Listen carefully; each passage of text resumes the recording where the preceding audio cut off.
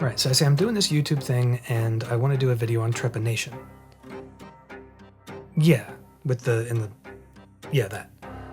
So he looks me dead in the eyes and he says, I need a video on trepanation like I need a hole in my head. Such a dad joke.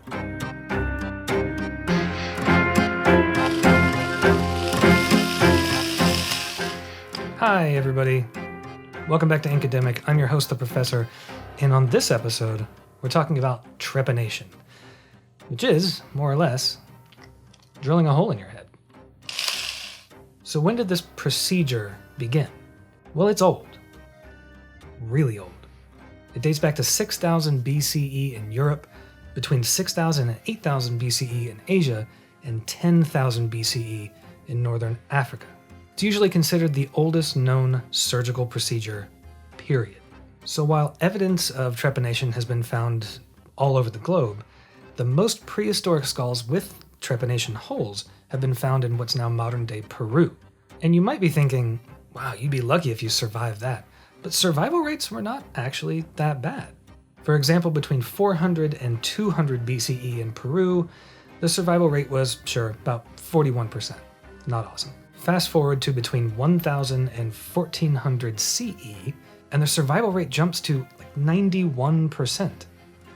I mean, that's amazing. For cranial surgery that's almost 1,000 years old. The same survival rate as modern-day heart transplants.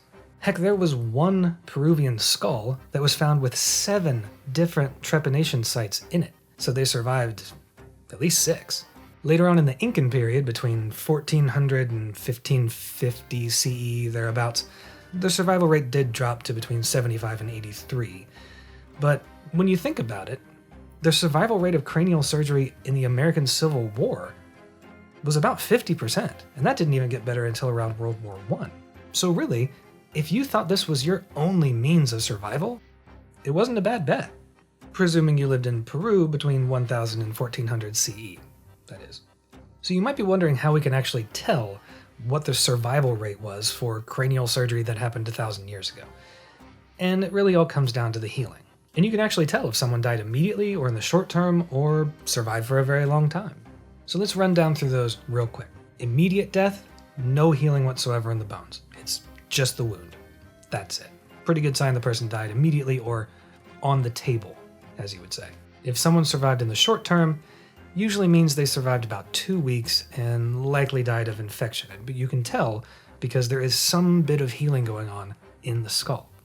Beyond that, it's considered a success, and the death of the person probably has nothing to do with that procedure. But Professor, I hear you asking, how did they do it in 300 BCE? They didn't have drills, and no, they didn't. But what they did have, and this is the technical term for it, is sharp stuff. So the method of trepanation and the tools being used to do it were highly dependent on the era it's being done in and the person doing it. Now we have electric drills, and I guess theoretically you could just grab a 1/4-inch drill bit from the garage and have at it. Don't do that. Traditionally, at least in Peru, where the majority of these cases existed, or at least that we know about, there were 4 main methods of performing this procedure. First, grabbing something that's sharp and just basically drilling with it. Second, grabbing something that's abrasive and just kind of wearing your way through the skull. Yeah. Third, you would prescribe straight lines and right angles, and then, once you've connected them, just kind of pop that skull right out. Yeah. Fourth, and this is when it's important to remember that the skull is not just one solid bone, but more like a sandwich of 2 solid bones and a gooey bit in the middle. That's also a technical term. And essentially, the surgeon would cut in at an angle around like that, not unlike the way that you remove the top from a pumpkin to make a jack-o'-lantern. Regardless of what method was used, there is always the telltale sign of the outer hole being larger than the inner hole, purely by virtue of the nature of the instruments being used. So archaeological evidence isn't all we have to go on when it comes to finding out about this procedure. There's also a lot of art, too. For example, there's Hieronymus Bosch's Cutting the Stone, or The Extraction of the Stone of Madness, or The Cure of Folly. 1494-ish, nobody's really that sure. In it, Bosch paints a surgeon working on a man named Lubbert, and we know that because it's written on the painting.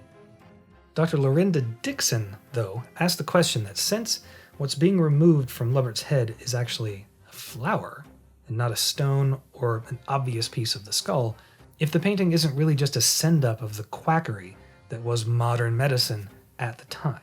Because, as she notes, we don't know much about contemporary medicine at the time because it was, quote, a science which was, at best, a cobbled-together mixture of magic, superstition, and guesswork. At the time, surgical textbooks and handbooks listed trepanation as an option for everything from headaches to madness.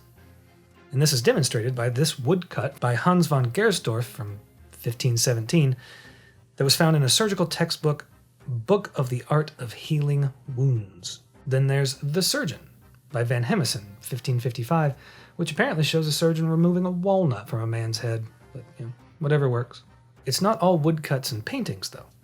In 1970, Amanda Fielding recorded herself drilling a hole in her head using a dentist drill for part of a documentary called Heartbeat in the Brain. And while the original documentary is said to be lost, there is a clip of it that found its way into a 2011 documentary, A Hole in the Head, which you can actually find somewhere here on YouTube. So right, you might be thinking, is this body modification or is this surgery? And that's a fair question. We do know, for example, that pieces of skulls have been removed as ritual in order to make amulets. So maybe a little bit of everything. So most of the time when you hear the word trepanation, you think of like the movie Pi, right? Drilling a hole in your head like that. But it's actually a more general medical term. For example, sometimes it's used to deploy an endoscope, so you can actually see into body cavities. Sometimes it's used in dentistry to provide drainage, usually from a root. Other times it's been used to insert neurostimulators, electrodes basically, into the brain. But the reason I would say the kind of trepanation that we are talking about, the kind of, drill a hole in your head to let your brain get some air, is body modification and not a medical procedure, is that, to my knowledge, it A, has no scientific basis whatsoever, and B, this is the tricky part, is done voluntarily to modify the body. Likewise, there seems to be no long-term benefit to it that can't just be described by the placebo effect. But hey, look, part of the whole reason this channel exists is to promote the idea that body modification is safe and acceptable when done voluntarily, with consent, and in a medically sound manner.